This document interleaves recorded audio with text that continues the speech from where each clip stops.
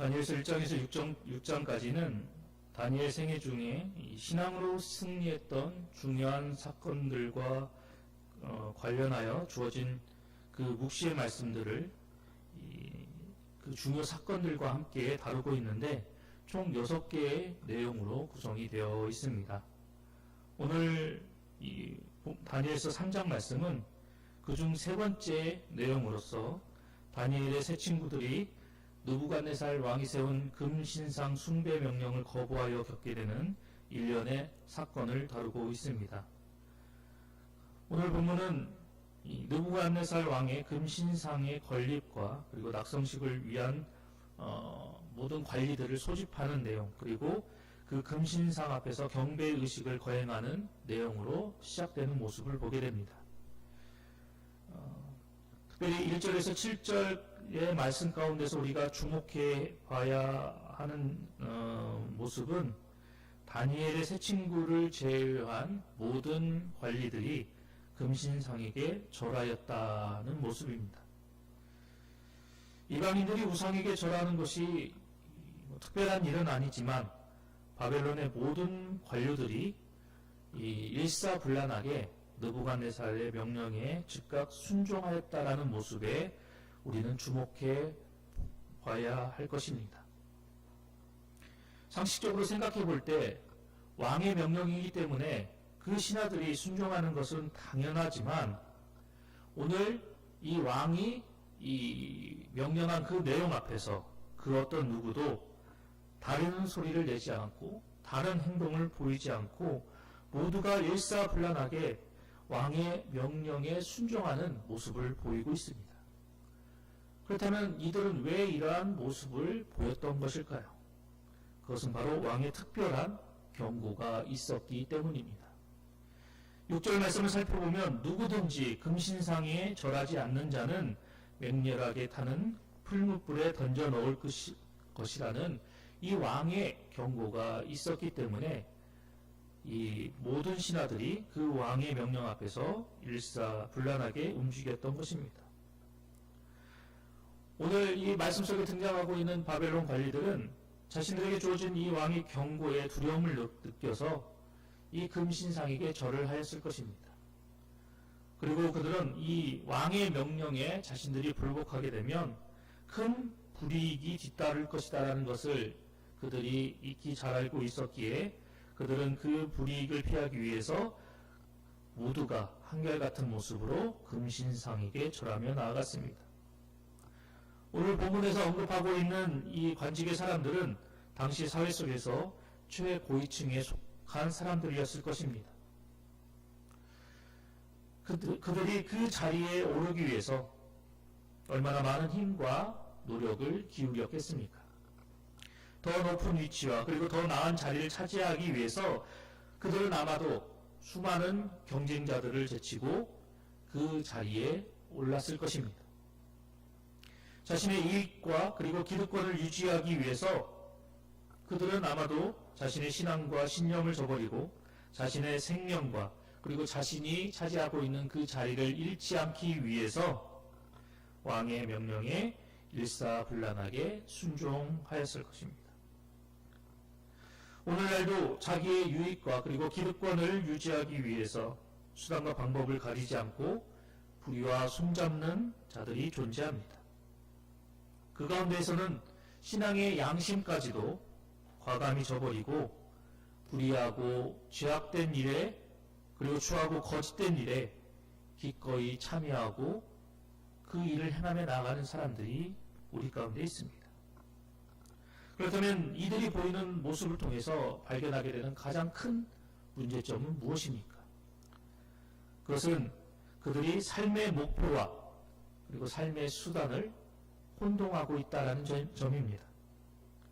오늘 본문에 등장하고 있는 이 사드락과 메삭과 아벳느고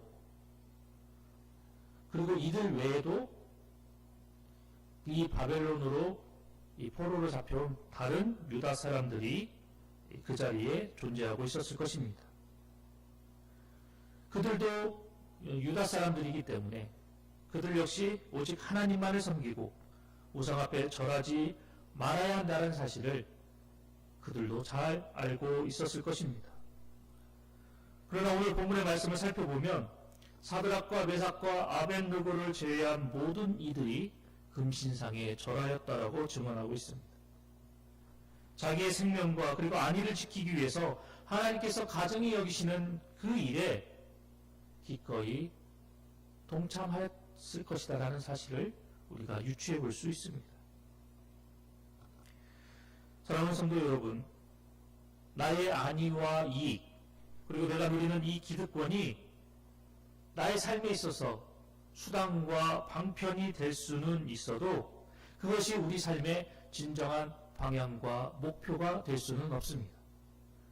우리 인생에게 있어서, 아니 우리 성도에게 있어서 삶의 진정한 목표는 바로 하나님을 영화롭게 하고 그분의 이름을 영원토록 즐거워하며 찬송하는 것입니다.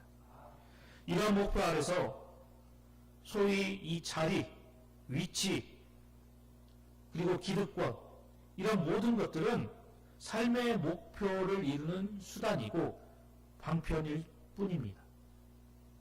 그런데 많은 사람들이 삶의 목표와 삶의 수단과 방법을 혼동하며 살아가고 있습니다. 그래서 수단과 방편을 위해서 하지 말아야 할 일까지 서슴지 않고 행하는 모습을 보이고 있습니다.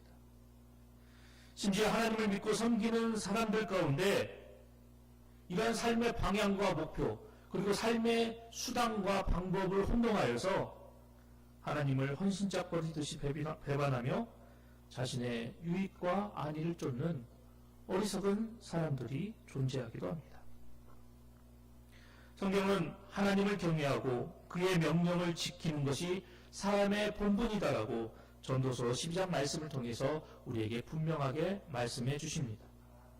여기서 말씀하는 이 본분이 의미하는 바는 바로 목적의 전부 그리고 일의 전부를 의미하는 단어가 이 본분이라는 단어입니다.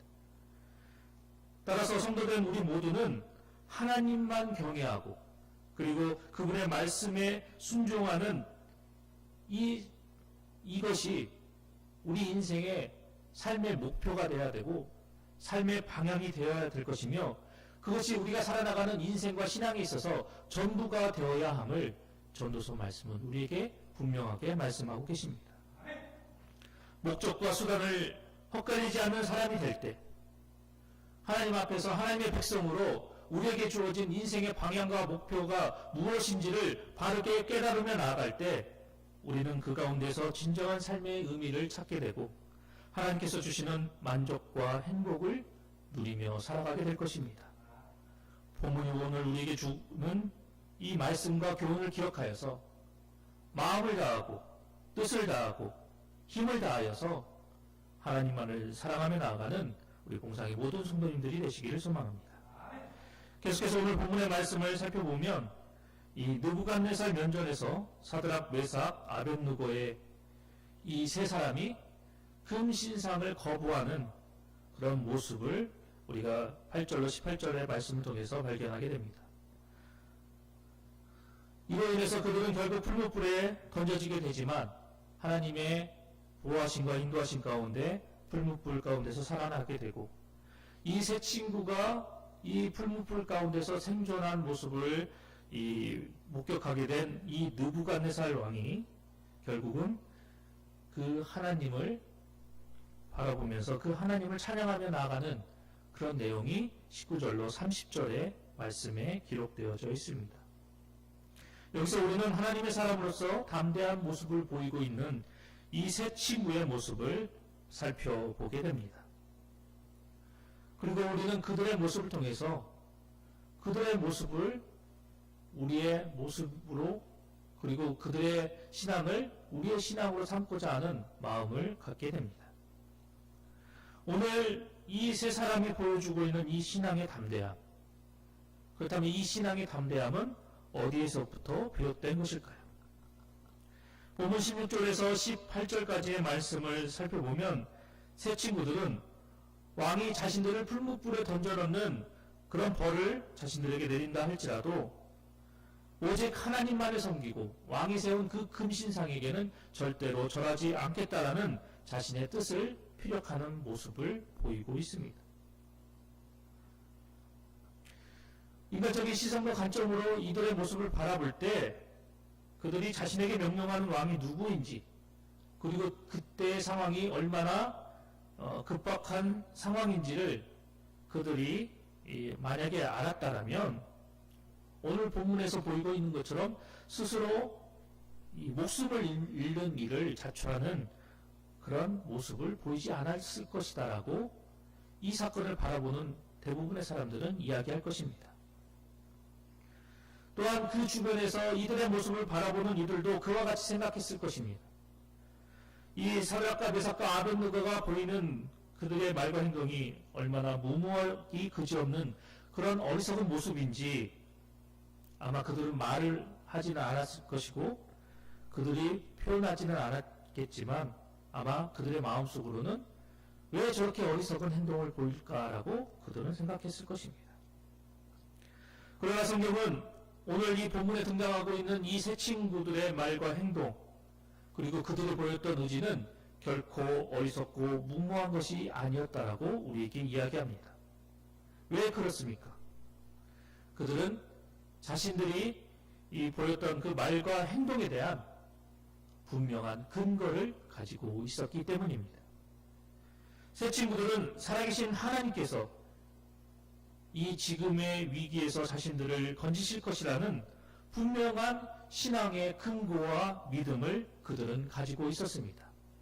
이 근거와 그리고 이 믿음을 통해서 그들은 느부갓네살 왕 앞에서 담대하게 그리고 당당하게 금신상을 자신들이 숭배하지 않겠다라고 거부할 수 있었고, 그리고 이러한 믿음의 고백을 통해서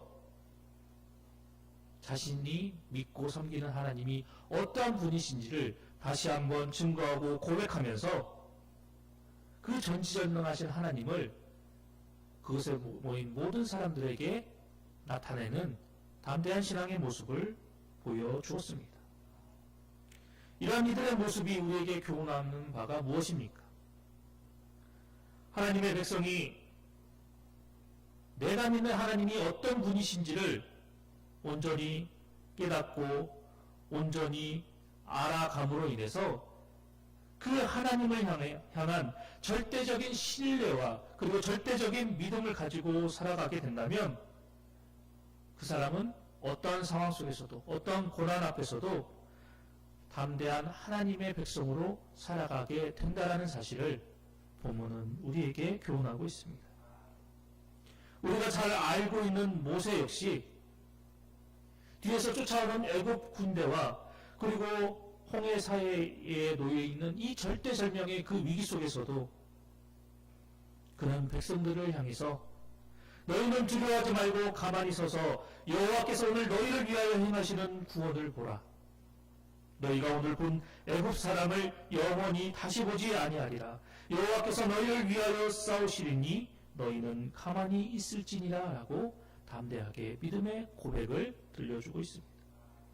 또한 여호수아와 갈렙 역시 다른 10명의 정탐꾼들은 가나안 땅을 정복하는 그 일 자체가 무모한 것이다라고 이야기를 할 때 이 두 사람은 그들은 우리의 먹이다라고 당당히 외치며 여호와 하나님께서 우리와 함께 하시기에 두려워하지 말고 담대히 나아갈 것을 선포하는 모습을 우리가 성경을 통해서 발견하게 됩니다. 이들이 많은 사람들 앞에서 이렇게 담대한 신앙과 믿음의 고백을 할 수 있었던 이유가 무엇입니까? 그것은 바로 자신이 믿고 자신이 섬기는 하나님이 어떠한 분이신지를 분명히 알고 깨달았고 그분이 얼마나 크고 놀라우시며 영화롭고 신실한 분이신지를 그들이 잘 알고 깨닫고 그리고 그것을 통해서 그 하나님만을 온전히 믿고 섬기며 나아갔기 때문에 그들은 상황과 환경 속에서도 굴복하지 않고 그 가운데서 하나님을 향한 자신들의 신앙과 믿음을 담대히 고백하며 나아가게 되었던 것입니다. 우리는 모든 게 불확실한 사회 속에서 하루하루를 두려움과 초조함 가운데 살아가고 있습니다. 그런데 이러한 모습은 하나님의 백성된 성도에게 있어서 결코 어울리지 않는 모습임을 오늘 본문은 우리에게 교훈합니다. 성도된 우리 역시 내가 믿고 섬기는 그 하나님이 어떤 분이신지를 잘 알고 그리고 그분을 향한 신실한 신앙과 믿음으로 나아가게 된다면 그 믿음을 통해서 우리 역시도 세상 속에서 항상 승리하며 살아나갈 수 있도록 하나님께서 우리를 인도하여 주시고 이끌어 주실 것입니다. 때문에 내가 믿고 섬기는 그 하나님이 어떤 분이신지를 내가 알아가도록 더욱 힘쓰고 수고하는 성도가 되어야 합니다. 남들이 말하는 하나님, 남들이 이야기하는 그 하나님을 앵무새같이 입으로 조잘조잘 이야기하는 것이 아니라 내가 체험하고 내가 만나고 내가 경험한 하나님, 그분이 바로 이런 분이시다라는 것을 내 신앙으로, 내 믿음으로 담대히 고백하고 선포할 줄 아는 성도가 되어야 한다는 것입니다. 이러한 체험이 있고 이러한 믿음이 있고 이러한 신앙이 있는데 우리가 무엇을 두려워할 것이고 무엇으로 초조해하며 살아나갈 것입니까? 사도 바울이 고백하였듯이 이 모든 일에 우리를 사랑하시는 이로 말미암아 우리가 넉넉히 이긴다라는 이 믿음을 가지고 앞으로 우리에게 주어진 그 인생의 여정 속에서 어떠한 시험과 어떠한 고난 앞에서도 오늘 이 새 친구가 우리에게 보여준 그 신앙과 믿음의 모습처럼 나와 함께 하시는 그 하나님이 언제나 나와 동행하시고 나를 지키시고 나를 이끌어 주신다라는 그 신앙과 믿음을 가지고 담대히 세상 가운데 승리하며 나아가는 우리 봉상의 모든 성도님들이 되시기를 간절히 소망합니다.